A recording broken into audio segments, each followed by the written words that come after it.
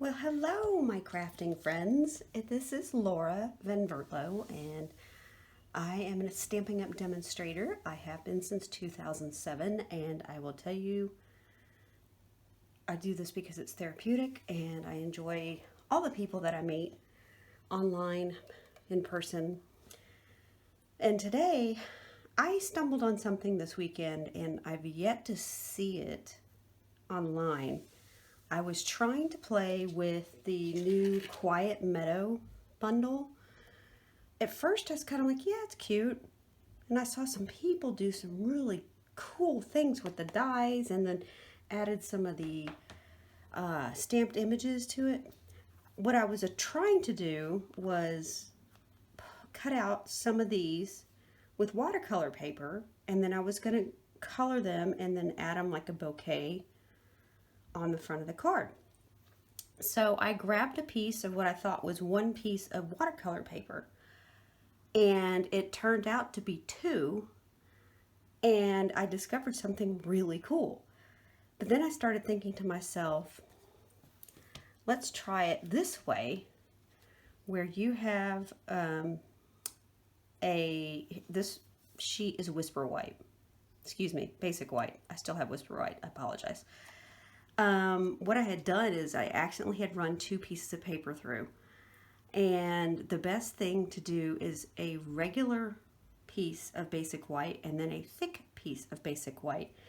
And what happens is you color it, and then when you peel this part off, it leaves this, not inlaid, but like a raised, embossed image. And it looked really cool. So I'm calling it,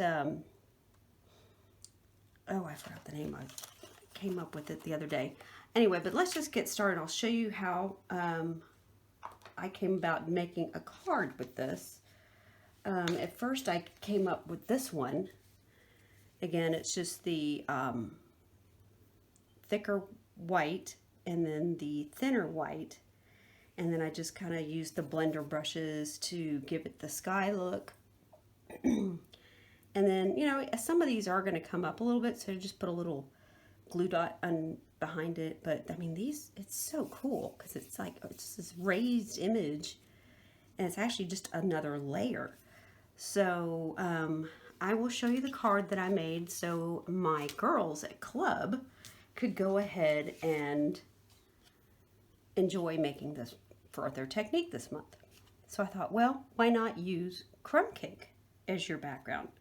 So the first thing I did was I ran this through the embossing folder with the Dainty, or not Dainty Diamonds, which one is this? Tasteful Textiles. And then I ran it through again like this. And this is what it looks like afterward. And what we're going to do, oh wait, here we go. I did that and laid that on top, and then I ran it through with the die through the stamp cut and emboss machine. And then this is what it came out to look like. So I'm going to show you the best part of this is you do not have to be an artist. You do not have to be neat about this. It's kind of like messy watercoloring. You could use blender pens. You could use the Stampin' Blends. You could use, wow, that's good. You could also use your regular markers. The sky's the limit. So this one's going to be nice and dark because I did not have that happen over the weekend when I was making this card. That's kind of cool because I really kind of would like to see this darker. And if you want it lighter, you just add a couple drops of water with these aqua painters that are in, I think it's, I forgot what they're called in the catalog, but I know it comes as a set of 3, and you get a small tip, a broad tip, and then you get like a thick, wide paintbrush look. And see, this looks like a hot mess to me. So, hold on, I'm trying to get rid of the water so it's not going to pick up this next color that I use. I'm lucking out on these new stamp pads. Usually it's hard to get those to do that. All right, so now we're gonna do little flowers. And the magic's about to happen. Oh, I really hope I stumbled on something really cool. I hope I didn't copy. I'm going to apologize now if this is out there. I have no idea. I have not seen it.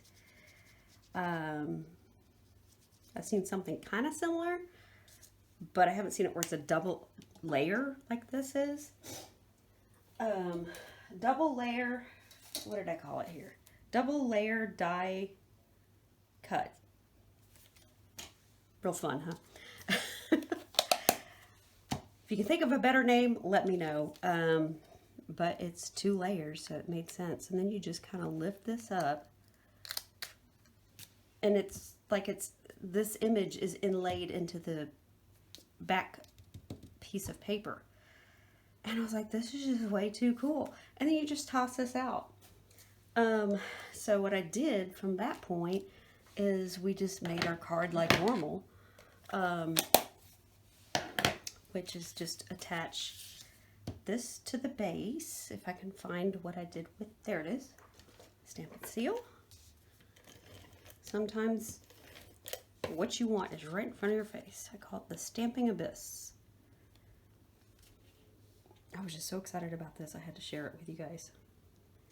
And of course, now that I'm on video, it doesn't want to do that straight. Excuse my contraband, but these things are awesome. You can always message me, I can tell you where to get those, but it's like the only thing I have that will remove a layer, especially with the stamp and seal. Why does this not want to go evenly when I'm trying to show people stuff? Okay, there we go. And then we just took the cardstock and did our normal fold in half A2 and our bone folders. And what I did for this is the words I did in crumb cake. And I'm going to get a little bit of paper just so I don't have my I don't have my grid paper handy, so I don't want to get too much ink on this. So I just kind of randomly stamp the words, and they'll get a little bit lighter as the ink dries. And then we're going to move that aside because I'm notorious for putting the stamp in the wrong color. And maybe I stamped off. Yeah, that's what I did. So I'll just do a couple of them like that. There we go. All right, so I'm going for the distressed look.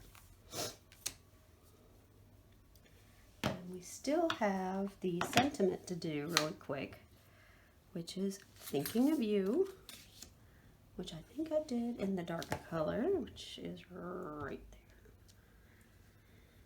there. And I don't like the way that looks. It's too thick. There we go, that looks better. Unfortunately, I've been needing way too many of these thinking of you or sympathy cards lately, and I think everybody pretty much can relate. And I'm using the double oval punch, and it fits perfectly in there, which is really great. And then you can, had I not messed it up, you could have used the other one for your, just to save for another card. But since I already did that, so we have the sentiment is done. And then I did do a little bit of Wink of Stella. Excuse me, the pollen is 13,000 here down in Texas, and it is just killing all of us. There we go. So constantly. Okay, so what I'm doing is I'm squeezing a little bit into the tip of the cap, and then I'm flicking it to kind of give it, and then there. Kind of gives it a little splatter look.